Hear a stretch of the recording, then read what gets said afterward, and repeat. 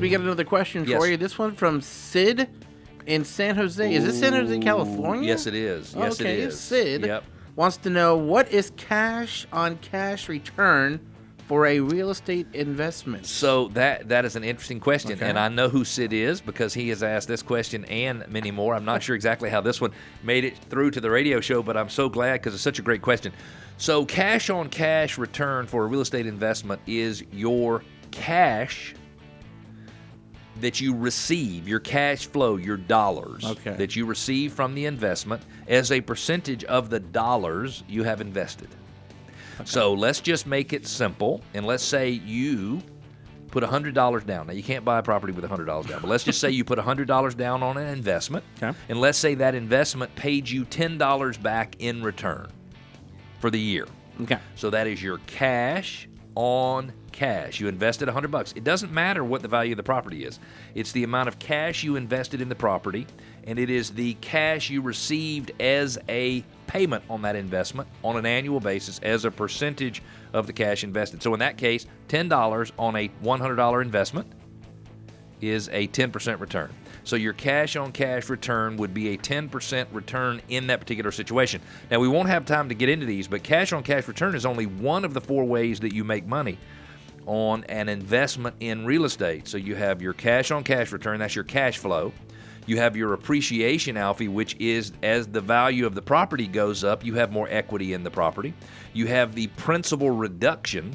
So that is, as you make a payment every month, the amount you owe on the loan goes down. So that increases your equity in the home. And then you have, as a real kicker, your 4th is the tax benefits of depreciation. So the federal government makes us depreciate a home over 27 and a half years.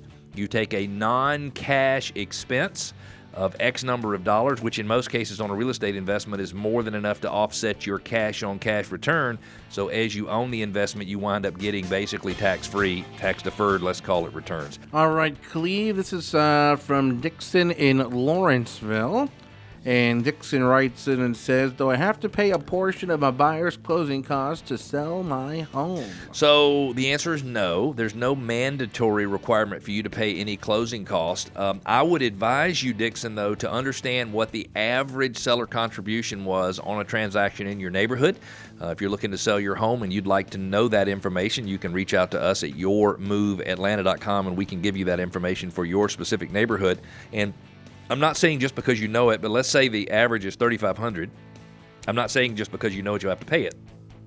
But if a buyer comes to the table and they've got an agent working for them who has good sense, the agent is going to help them understand that the average home value in the neighborhood has been influenced positively or up by the $3,500. And so just know what the average contribution was, and as long as Dixon, the buyer, pays you a price you consider to be adequate, meaning don't pay $3,500 in closing costs if the price is too low, but if the price is high enough for you to justify doing it, if you think about it, then technically the buyer is actually paying their own closing costs because they're paying a little bit more.